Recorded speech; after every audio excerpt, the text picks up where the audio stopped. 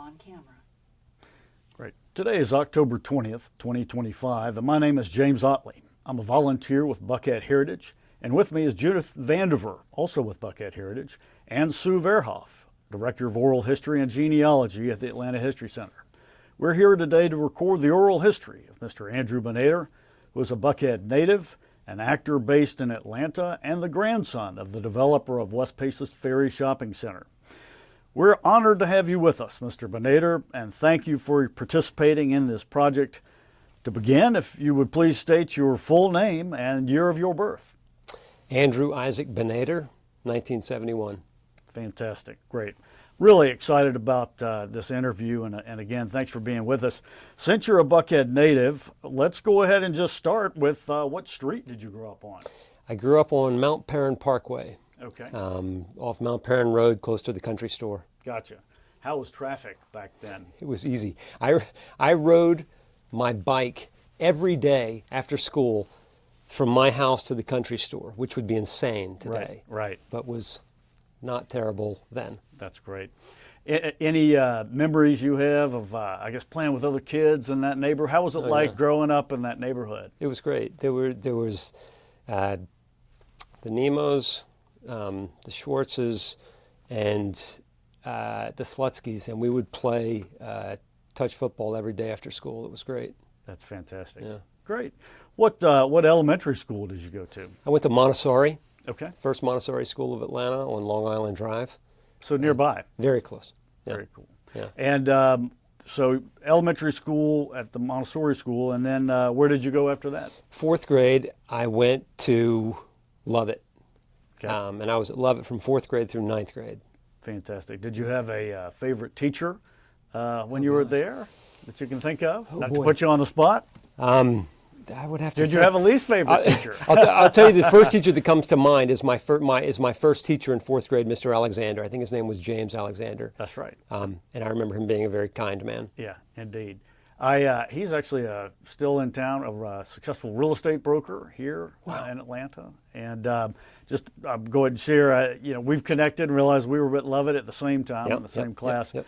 Do you have any favorite or funny memories from that time of Lovett, being at Lovett at that time? I have so many just little bursts of memory. Can you share one?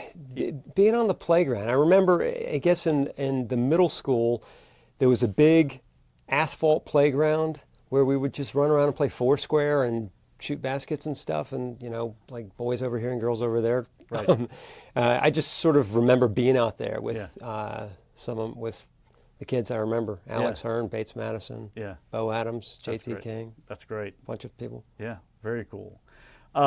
Did you were you there when the new cafeteria was built? That was kind of a big thing, and I think it was there when I don't remember it being built, but you're talking about the Circle Serve. That's right. Yes, it was amazing. I remember it from being there. I don't remember anything before that, but it was a great cafeteria with that incredible Circle Serve. You just line up and get your tray that was shaped like that. I remember Pizza Day very well. What was your favorite food there? Pizza Day. Okay. Yeah. Didn't need to ask. What about the natatorium? That was another thing that was built perhaps during the time when we were there, or maybe it was there beforehand. I don't remember it being built, but I remember it being special and it being a big deal. Yeah, very cool. Any memories of sports or going to Friday night football games or anything like that? Football, yes, and sports. Yeah, I wrestled. Oh gosh, he was so famous. He was I can't think of his name, but he was there for decades and decades and decades. I was on the wrestling team, I want to say 6th and 7th grades, and then I broke my leg, and that was the end of my wrestling career. Gotcha.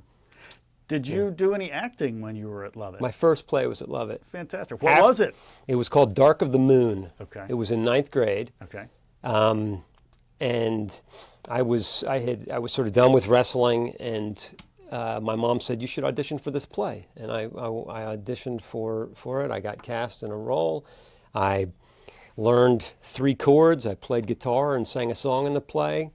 I had a little kissing scene with a senior, which Fantastic. was a very big deal.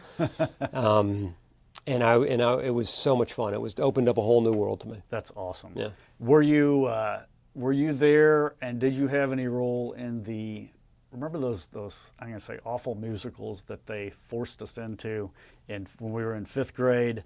I think one was the West. How the West Was Really Won. Were they like social studies shows that we would do in class? I think they were music class shows, and we all had to be on the risers, and the kids Oh, were yeah. fainting off of them. Oh yeah, and yeah. Do you remember those at yes, all? Yes, being in the choral or But yeah, yes, right, yes. indeed.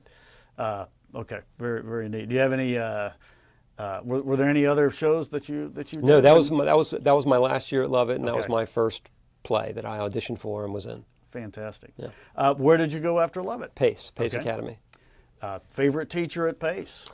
Well, I mean, the most influential teacher was Dr. George Mingert, who ran the theater. He was an English teacher, and he ran the theater program. And I immediately got into a play, and I just did theater for the next 3 years. Very cool. Yeah. Very cool. Any favorite or funny memories from Pace or being in some of these productions? Were there any productions that maybe it didn't go as well as you thought they would? Well, or they all. I mean, what was your favorite production that you did there? it was called "I'm Not Rappaport," it's a well-known play. It was on Broadway, and we did a condensed one-act version for the state one-act play competition. And the leads of the play were myself and Kwame Abernathy, who was the son of Ralph David Abernathy, okay. civil Right. rights Yeah. leader. Right. And Kwame and I did this play. We were good buddies, and we did it at the regional competition, which was at Oglethorpe, and we won the regions. And I want to say we split. We like co-won Best Actor at this thing, and we each got trophies or whatever. And then we went to the state competition because we won regionals, and we won state. Fantastic. Yeah. That's great. Yeah. Very cool. Very cool.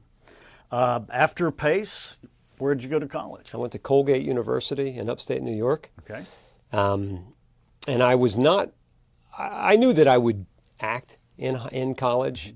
I assumed I would act in college, but I wasn't considering it as a career. I wasn't looking for acting programs or acting schools. But every college tour that I went on, I always asked to see the theater. And anyway, I wound up at Colgate, which I loved. It was great. Fantastic. Yeah.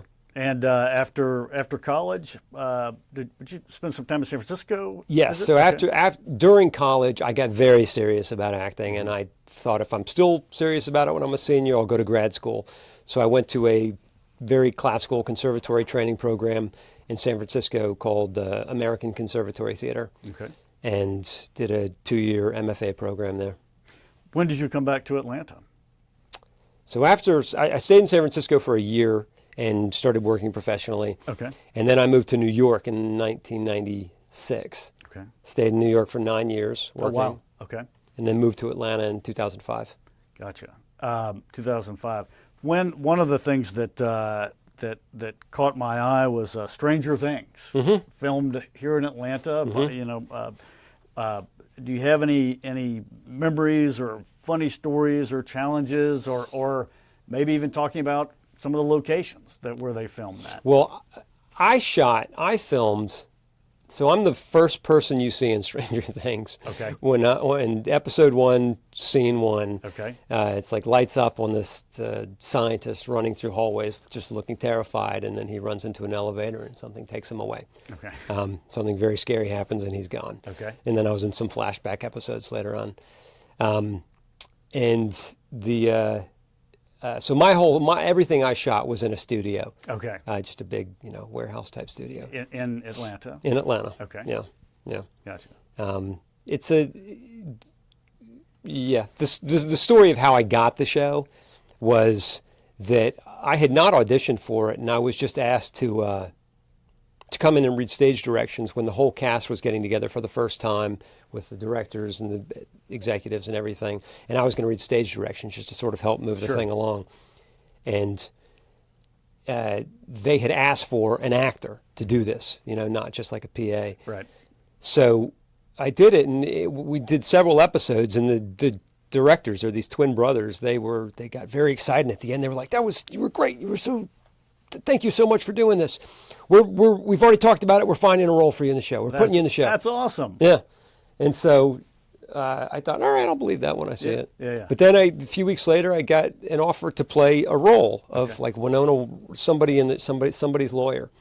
And then a couple of weeks later, I got a call from my agent. Hey, they've cut that role.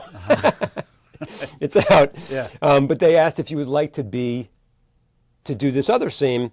There's no lines, but it's the opening scene of the thing. It's a very fun, action, exciting scene. Sure. I said, sure, I'll do it. Why not? Yeah. And that turned out to be this great experience. That's awesome. Yeah. Did they film at an abandoned mall in Gwinnett County? Yes. Did I you think ever this- visit that area? Well, or- I think it's called North DeKalb Mall. Okay. And I mean, I've seen movies there. Like the mall's closed now. Right, but, yeah. Okay. Yeah. Very cool. And you mentioned that your beard is long today, and maybe your hair is long today for a certain reason. Yes. So this is what I look like from October through Christmas. Okay. In order to play Ebenezer Scrooge in A Christmas Carol at the Alliance Theater. That's fantastic. How many years have you done that? This will be my 5th year. That's very cool. Yeah. I'm sure you'll look familiar to a lot of people, for sure. Yeah. Indeed. I played Jacob Marley for 6 years before that. Oh, that's great. Yeah. That's great. Before we move on to your grandparents and West Paces Ferry, anything else you would like to share with regard to your acting experiences, either in Atlanta or otherwise? No, Okay. except just to tell you, upcoming, I'll be in the Lehman Trilogy, which is a really wonderful play. I'm doing it, we're remounting a production we did in Atlanta at Theatrical Outfit. We're doing it in Montgomery at the Alabama Shakespeare Festival in February. Okay. And then another play back at Theatrical Outfit in Atlanta called The Price by Arthur Miller. Wonderful play. Arthur Miller play. Yeah, Fantastic. great play. Very cool. All right, well, let's move on then, if we can, Sure. to in general the subject of West Paces Ferry Shopping Center. But let's start at the very beginning. Tell us a little bit about your grandparents, your grandfather, where they came from, when they came to the U.S., Okay. and just start giving us the story. Okay.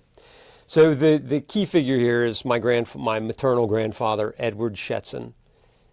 He was the developer of West Paces Ferry Shopping Center from raw land in the 50s. Mm-hmm. His parents emigrated to the U.S. His father was Wolf Shetson. He came from Riga, Latvia, when he was about 15 years old. He came over in 1890, I believe. 1890. 1890. And his mother was Fanny Harris. She came from Lithuania, and I think she went from Lithuania as a small child to Cork, Ireland, where they lived for several years, like 8 or 9 years, and then she came to the U.S. in 1897. Okay. And I don't know why they chose Atlanta. I don't know how Atlanta became the place. Yeah. But that's where they both ended up. Okay. And they met in Atlanta and married and had 3 kids. My grandfather, Edward Shetson. Mm-hmm. His father, Wolf, I know at some point he was in the grocery business. Okay. He had a store. And then he started to get into real estate. And I don't know a lot of detail, but I have seen in pouring through old Atlanta Journal real estate notices that he was very active in real estate. He bought this parcel, he sold it to this man. Was he a broker or a developer or I think both? he was a developer little bit of and a everything? builder. Okay. Yes. Building single homes, small buildings, maybe small apartment buildings, duplexes, fourplexes. And what years would have this been? I mean, what This decade would- would this be? This is 20s, 30s, Okay. 40s. Gotcha. South side, north side, all over? I think all over. I mean, definitely the south side. He lived on the south side, not far from where the stadium was, where right. Turner Field was, Atlanta Fulton County Stadium was before that. But he definitely on the south side, and I think into the north side. He lived on Emory Drive, which I want to say is off North Decatur. Okay. Later on. Yeah. So I think that's where my grandfather, Edward, learned the trade. Right. And he was born and raised in Atlanta. Right. He went to Formwalt Elementary School. Okay. He went to Boys High School, Okay. which are both on the south side, as I understand them. Okay. He was an entrepreneur. He was an inventor. I know that he had a small factory on Edgewood Avenue. And tell us some of the things that he invented. So his company was called Specialty Products, and he had something to do with corrugated cardboard. He was building a toy that was a popular toy back then. This is probably the 30s, called a Taylor Tot, Okay. which was like a small little rolling toy for a kid to roll on that a parent might have a pole that you Okay. would push behind. Before, kind of advanced, before his time. Yeah, yeah. And I've heard stories from my mom and my aunts of going to this factory. They have these vague childhood memories. Right. But there was this huge vat of paint and like a wire with hooks, and there would be unpainted toys hanging on the thing, and they would dip down into the That thing, is cool. come out, Yeah. be all painted, go on to the dry station, Yeah. and keep going. And then also, I'm told that during the war, he couldn't get metal Right. because of the war effort, Sure. and he started building them out of wood. Okay. And then also, he invented a machine that would cut and package toilet seat covers. Okay. Like, That sanitary. you might use in the airport or something like Yes, that? exactly, Okay. exactly. And would sell them to, I know he sold it to a department store downtown called Davison's Paxson, Yeah, which right. became Macy's. Macy's. Right. Yeah. And then at So some he point, had, this was your grandfather, this is right? my grandfather. Okay. And then somewhere along the line, he starts getting more active in real estate, and he started buying property and building. I think he built single-family homes. He also built apartment complexes. I know that he built I believe, a 24-unit apartment complex at the corner of Memorial and Moreland Avenue. Okay. Which may still be there. I think it is. Yeah. I used to live in Cabbagetown, and my mom drove me by and said, Yeah. "That's it. That's That's neat. your grandfather built that." That's cool. He built an apartment building on Peachtree Memorial Drive, Okay. which is south of Peachtree Battle. Okay. He built another one on Biscayne Drive, Okay. which is between Peachtree Battle and Collier. And he Right. actually, that was undeveloped land. He cut Biscayne Drive, That's fantastic. cut the street Yeah. in order to build at the end of it. Yeah. And as the man who cut the street, it was his choice to name the street. Can't wait to hear how this is named. So he wanted to try to find a way to name it after his three daughters, Leslie, Norma, and Mimi. Okay. And he came up with Les Normie, but decided or was advised that was just a bridge too Yeah. far to Yeah. name a street. Yeah. So he named it Biscayne Drive. And I've asked, like, why Biscayne? Yeah. Did they go to Key Biscayne? Was Yeah. that a spot? And Right. I was told there's no known association with Key Biscayne. We don't know why, but Okay. he Yeah. came up with Biscayne Drive. Yeah, it's kind of interesting. Angico Drive is right near there, I believe. Correct? I don't think know so. And between Collier and Howell Mill, is that what Okay. you said? Or a couple Between things? Peachtree Battle and Collier for the Okay, ones I'm talking okay. about. But it was Angico, it was Andrew Jackson Collier. So it's funny that your Wow. your Yeah. grandfather would be kind of coming up with a name Yes. that combined Yeah. names as Yeah, well. yeah. Anyway, so he builds these apartments, and so about what year did he start to kind of eye, or where did he get the idea of building a shopping center? I wish I knew the answer to that. Okay. He died in 1975 when I was 4. Okay. And if I had had more time, I would have had so many questions. Right, Among them, when did you identify it? How did Yeah. when did you find out about I-75? Right. How did you know there would be an exit at West Paces Ferry? Right. Was there any competition for that for that parcel? Right. How did you get A&P to sign up how'd you for get it? A&P? Or be an anchor for it? Yeah, I'm sorry. Can we take one quick break? Absolutely, My nose yeah. is so itchy, and I'm trying to. On camera. Andrew, were there anything else that you wanted to mention about the family? Yeah, so just that my grandfather, Ed, married Alice Lewenstein. I do not know what year they married. It would have been in the 30s, early to mid 30s. And her father was Dunn Lewenstein, and Becky Lewenstein. And Dunn was also a builder. And I think a more prolific builder than even Wolfschätzen had been. So I think that Ed was getting the building, that he was being pointed in that direction from his father and from his father-in-law. Gotcha. Yeah. Gotcha. So my grandfather marries Alice Lewenstein, and then they had 3 daughters. Okay. Norma, my Aunt Norma. Okay. My mom, Leslie, the middle child. Okay. And then the youngest, my Aunt Mimi. Okay.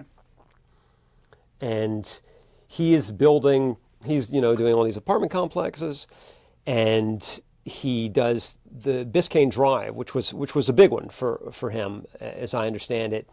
And sometimes he built for other people. He was, a hired builder. Other times he was a developer, Right. building his own stuff. Sure. Biscayne Drive was his own, and he ran it. They hired, I'm told, hired somebody to be an on-site manager, but he owned it and was the operator. And that was early to mid-50s. So somewhere around here, he bought the land for West Paces Ferry Shopping Center. Do you know if it was for sale, or did he approach the? I don't know. Okay. Here's what I know. I'll let you. Yeah. It's either 1954 or 1955. It was 2 different parcels, interestingly, that were cut on a diagonal, and I don't know the history of how that happened. Sort of diagonal going from the corner out to the other corner. He bought 1/2 from Charles Loredan's, which I assume has something to do with Loredan's Drive. Sure. And he did a decades-long, very long ground lease for the other half. No kidding. Yeah, from the Ford family, which in my family it was 3 brothers, and I think possibly they were a sister, but in a patriarchal sort of way they were referred to as the Ford brothers. Sure.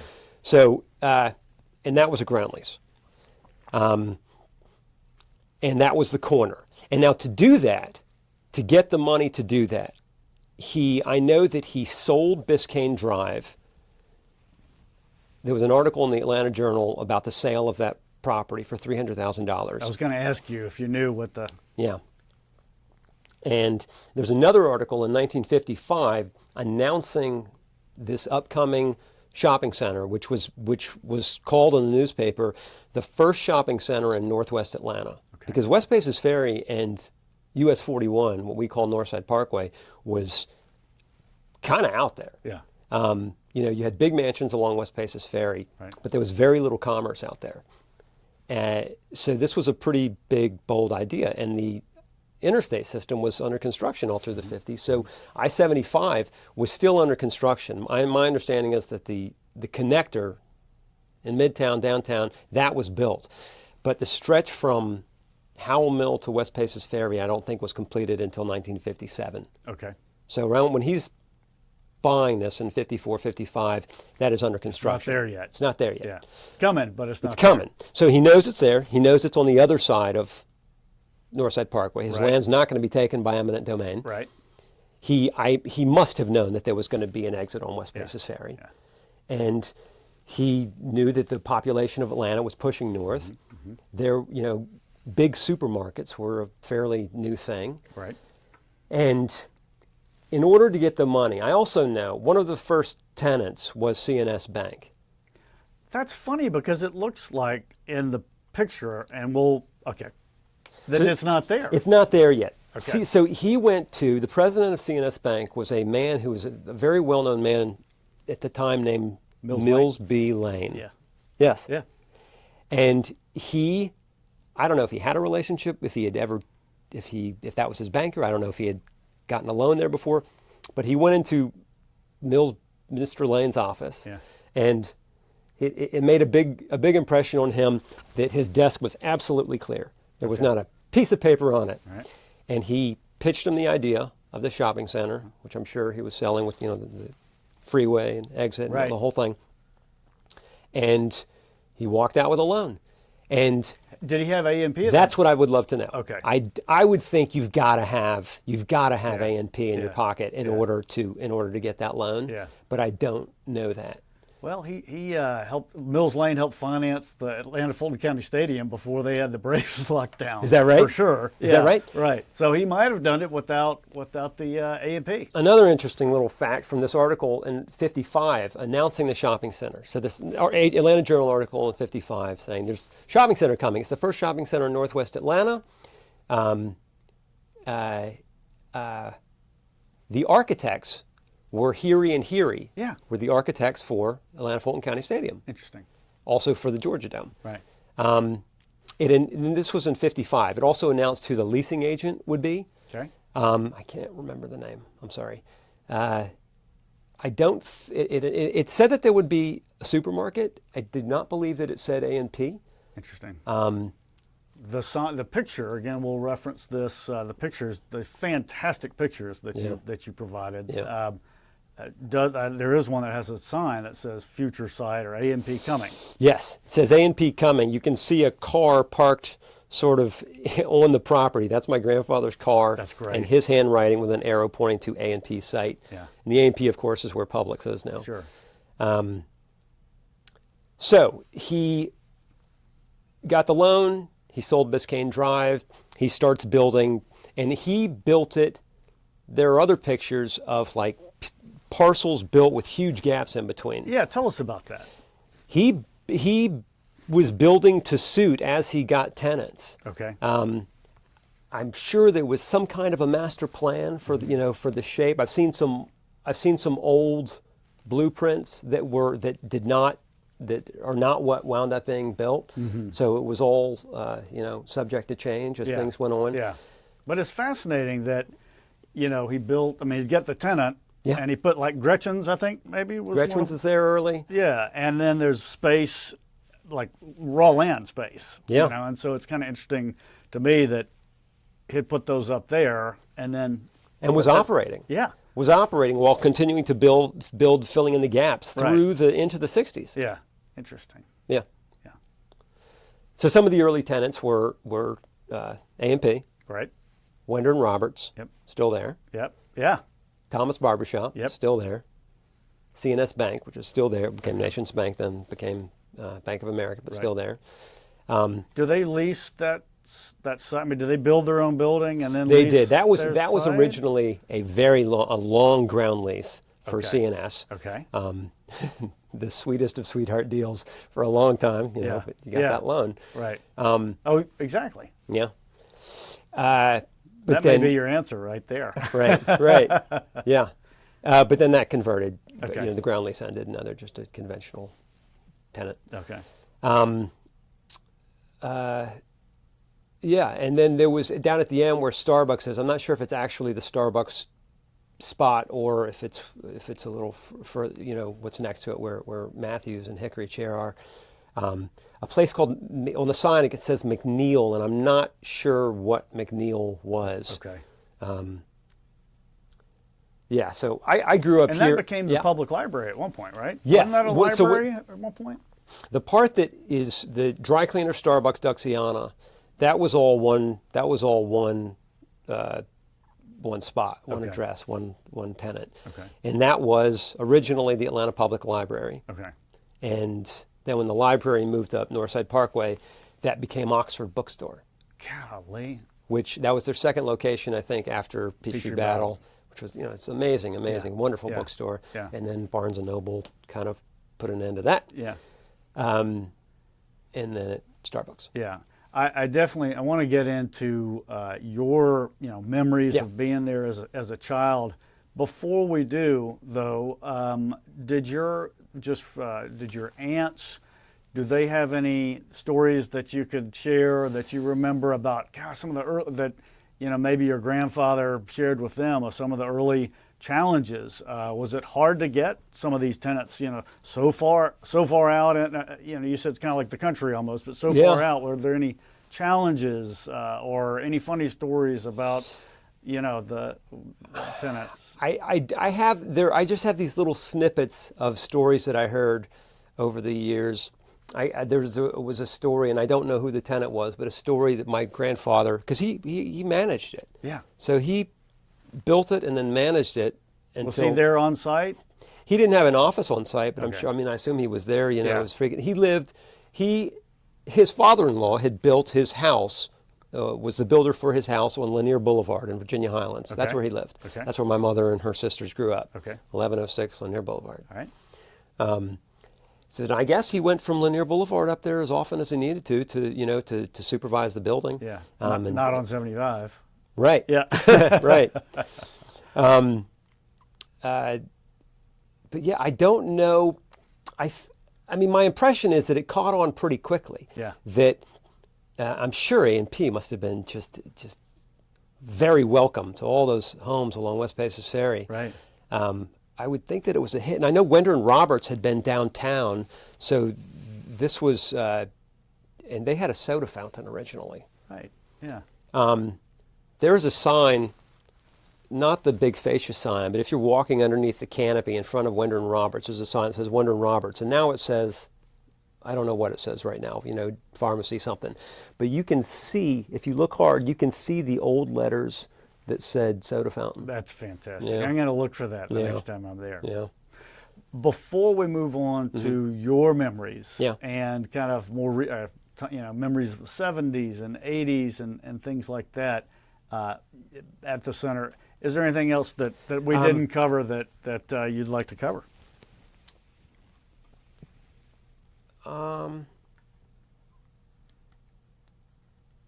No, I think that's.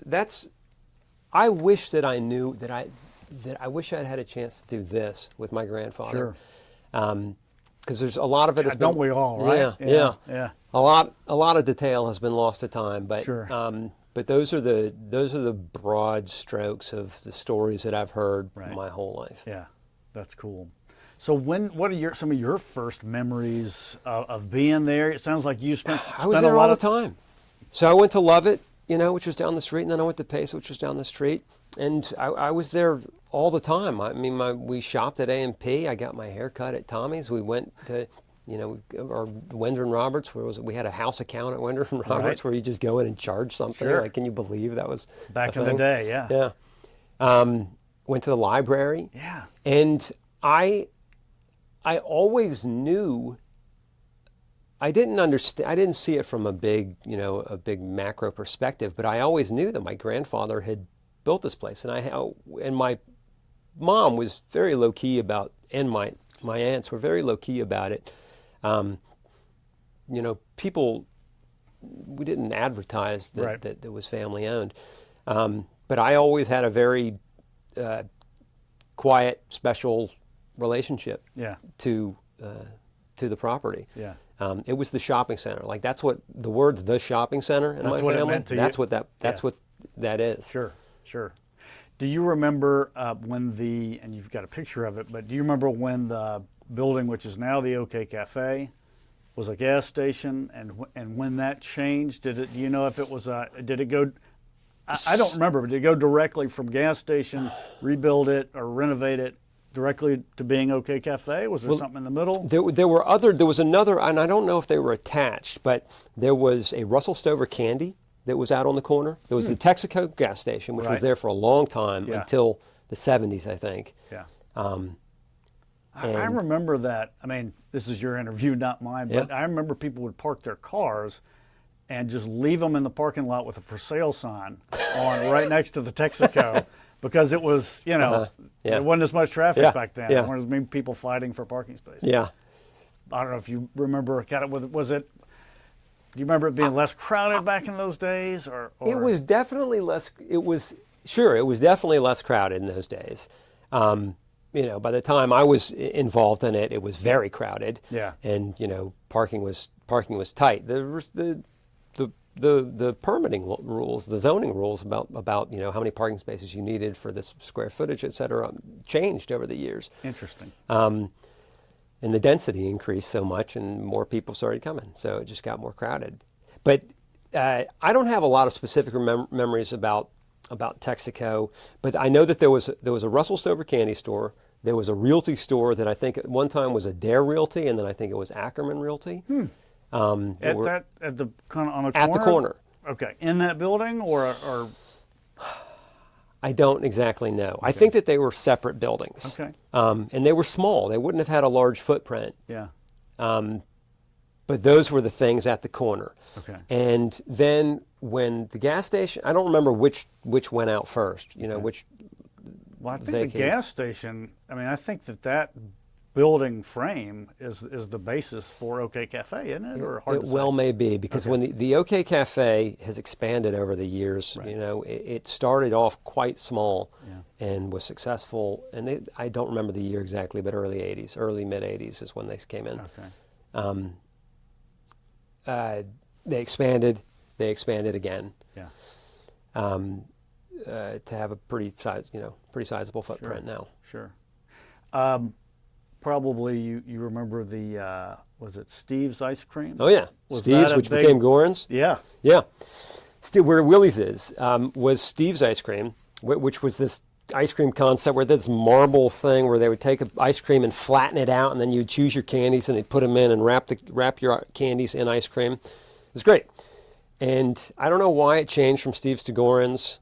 And then Goran's also had a sandwich shop that was great. I had a million. I can remember this turkey melted cheese heated up sandwich in there that Yeah. was really delicious. That was there for a long time. You want a list of some old tenants? Would love it. Okay. Yeah. And memories you might have of visiting those stores. In no particular order. Okay. All right, A&P, which became Publix, CNS, which is now Bank of America, Right. Panos and Paul's, Yes. which was, kind of the original fine dining in Atlanta, came in the 70s and was there into the late 90s. Okay. That was the first restaurant of what became Buckhead Life Restaurant Group. And it was such a big deal. And it was so unusual to have this truly fine dining restaurant, like with a hardware store 2 doors down. Right. The hardware store, Smith Ace Hardware, Yeah. which was a wonderful hardware store run by the Nemo family who lived up the street from us, Bob and Fantastic. Carol Nemo. Before Panos and Paul's was a restaurant that I barely remember called Cicconi's. Cicconi's had there is still along West Paces Ferry between OK Cafe and Starbucks in the middle of that strip. There's a stone column that has all these trees around it. That column used to have a Cicconi's sign on it. Okay. And the sign Cicconi's went away, the sign went away, no sign has ever been there again, but the stone column is still there. Stone column. So look for the stone column. Look for the when stone you're column. driving. Yes. Interesting. Gretchen's Children's Shop, which was there until, less than 10 years ago. It was there for a long, long time. And did your grandfather they were one of the first ones? Oh yeah, right? If he not, signed the lease with I believe her name was Gretchen. Okay. Yeah. Did he have? Were the family's friend? How did Gretchen come to know about the shopping center? Was there any? I don't know. Yeah. Yeah, I wish there are so many origin stories that I Sure. would love Yeah. to know, but those details Lost are in time. Lost in time. Yeah, it happens. Yeah. There was a fine men's clothing store called Parks Chambers, which I don't remember, but I've told about by my aunts. They had a few stores. I've seen the ads in the old ads in the Atlanta Journal. They had a few stores around town. Oxford Books, which I mentioned, which was a great bookstore. Wolf Camera. Wolf Camera was there for decades. Yeah. Long time. Do you remember that where Goldberg's is in the 70s was a liquor store? Is that right? Well, there was also a Mrs. Fields. It was Okay. before Goldberg's, it was a Mrs. Fields cookies and sandwiches. Okay. But before that, in the 60s and 70s, it was a liquor store, and that was that my grandfather owned. That was the only store that we ever owned. Okay. Interesting. Yeah.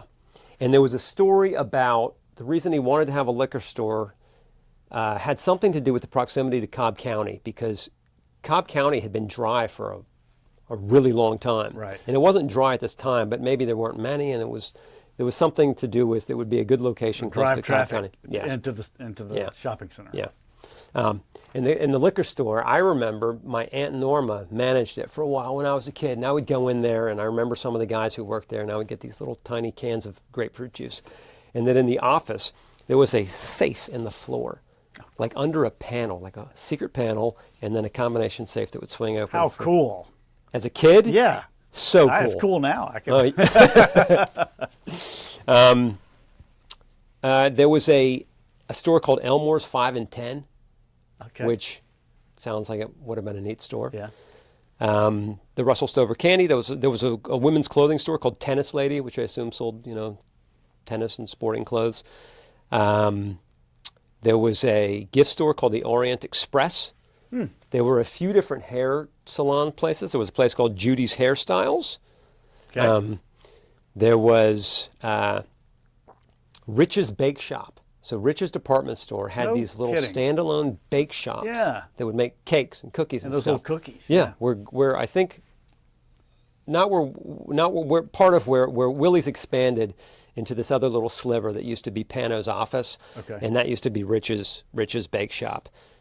Snack and Shop. Do you remember Snack and Shop being up the hill where Houston's is? We're getting a nod back here. Okay. I don't remember, but keep going. Snack and Shop was owned by Saul and Renee Feldman, who were friends of ours. We knew them in the community, and it was a great store. Where was it before again? It Sorry? was in what is now the Publix produce department. Okay. So Publix was even smaller than it it Okay. is, and their produce department was a separate tenant. That's where the Snack and Shop deli was. Okay. And then they moved up the hill. A&P expanded into that space. There was a really wonderful gift shop that my uncle owned called Stearns, where Smith Ace Hardware wound up being a big store, like 11,000 square feet, Wow. which is a really great. Where was Smith? Was it the hardware store before, or was it did they come into that space? and That's a good question. Stearns was the first tenant in that space, and whether it was anything between Stearns and the hardware store, I do not know. I do know that when the hardware store moved out in 2007 or something, I was there, and we were doing all this demo because we were subdividing it into two spaces, and on a steel beam that had been encased in, drywall or whatever for 50 years, I found a note card scotch taped to this steel beam in my uncle's handwriting. Is that right? It had been like a time capsule back Yeah. there for 50 years. That is so cool. Yeah. Did you keep that Oh card? yeah, I gave it to my cousins, to That's neat. their father. Yeah. And also when the Panos used to have this really cool stone wall, and when Panos went out, Matthews Furniture expanded into it. It's now that part is called Hickory Chair, where it's still part of Matthews Furniture. And they changed the facade, and they took down the stone wall, and inside the stone wall, encased in stone and concrete for 50 some years, were a Coke can, a Sprite can, and a Coke bottle that I still have on a shelf at home. And I had to look up the designs to see, like, when Yeah. were these? And it made perfect sense. It was, in 61 or Sure. 60, whenever that wall had been put up. Right. That's so cool. Really neat. Yeah. Yeah. And some of the old spaces, there's some cool old secrets buried in the walls. Oh yeah. Yeah. Sounds like it.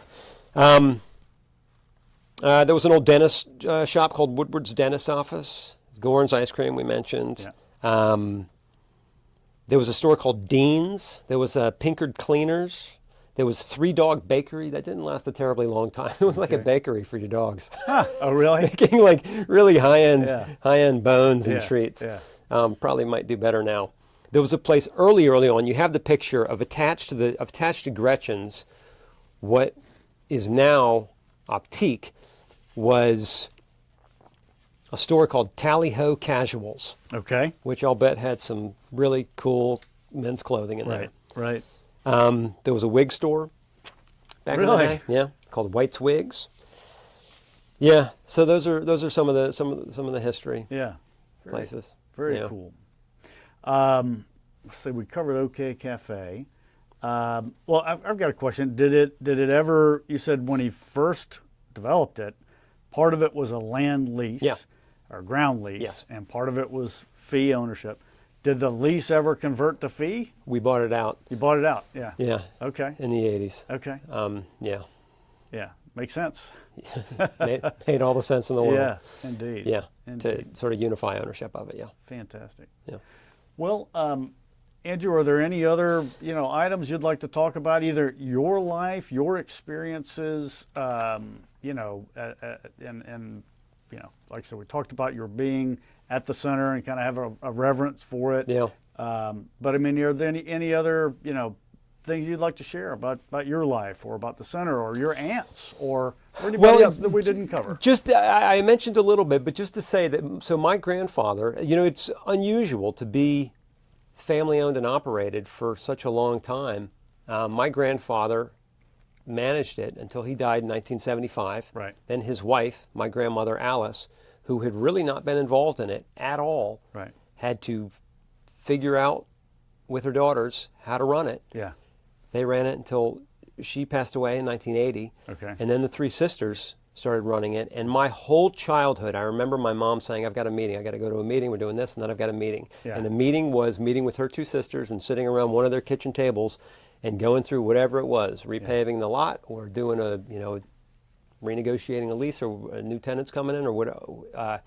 So I grew up just sort of being around this stuff. Sure, sure. And over the years, my mom stopped working in it, one aunt stopped working in it until my Aunt Mimi was doing it alone, and then she asked me if I would get involved, and I got involved. And did you enjoy working with it? yes, it's like being the steward of Sure. a neighborhood institution, Right, and that's right. I think that's how we all kind of felt about it. Yeah. And it's a special place. yeah, it's Still a is. special place that generations of people have Had gotten their memories. hair cut at the same place or shopped in the Right. same store. Yeah. There was a police officer, an off-duty police David officer. Mulkey. Okay. Tell us a little bit about him. He was kind of I would say famous character, but I mean a lot of us knew him or knew to get away like, hey, don't park here or whatnot. Officer Mulkey, David Mulkey, he's a retired Atlanta PD officer who worked security just during Christmas for many years, and then he started working full time for a long time. He was great. Tommy Thomas from the barbershop. sure. I mean, he's kind of the mayor of the place. Yeah. And he's another major fixture out there. And after David retired, we've got some other retired APD officers who work security. And yeah, like that. Did Officer Mulkey ever have some funny stories or interesting anecdotes that he? I'm sure he did. I'm sure he does. We'd have to bring him in to get Yeah. some of them. But it's people feel such a sense of ownership of it. Right. Like they knew that he was David. A lot Yeah. of people had his. I'll tell you one, when Snowpocalypse happened, and there was no notice, and the whole parking lot was a sheet of ice. Like in '82? Or No, the recently? recent one, which Okay. was, I don't know, 2014, 11 years ago. Okay. Steve Matthews, who his parents, and now he owned Matthews Furniture. Tons of people were stranded at the shopping center and employees at Publix. And Steve and David Mulkey, Officer Mulkey, was like, I'm not leaving Yeah. while all these people are stuck here. Right. Steve Matthews opened up the store, and I don't know how many people slept in his store. Come on. And including Officer Mulkey, Yeah. because they had to be warm and safe. Right. That's fantastic. yeah, That's a great story. Yeah. Thank you for sharing that. Yeah. That's really cool. Well, again, have we covered everything that you'd like to cover? Yeah, I've covered everything that I Okay, can think of. great. Yeah. Well, again, this has been a pleasure. Thank you so much for doing this. And I mean, you've told us some great stuff Great. today. Thank you again. Absolutely, you're very welcome. Thank you. Thank you. Or off camera. On camera. Okay. So, just kind of one last question in general, like how do you choose, or how have you chosen the tenant mix? The people that are there. We have always been very aware of what a part of the community we are, and how the community feels a sense of ownership of the shopping center. It's an extension of their, of the community and their residences. And we've always felt that it is incumbent upon us to be supportive of the community, and to have part of that is having independent shops, mom and pops, local stores run by local people. We have, some nationals, but we've been very, very mindful about how we curate the tenant mix over the decades. That's just a very important part about how we run the shopping center. Very cool. Yeah. Well, again, thanks so much for being with us. Yeah. It's a lot of fun. Yeah. Thank you.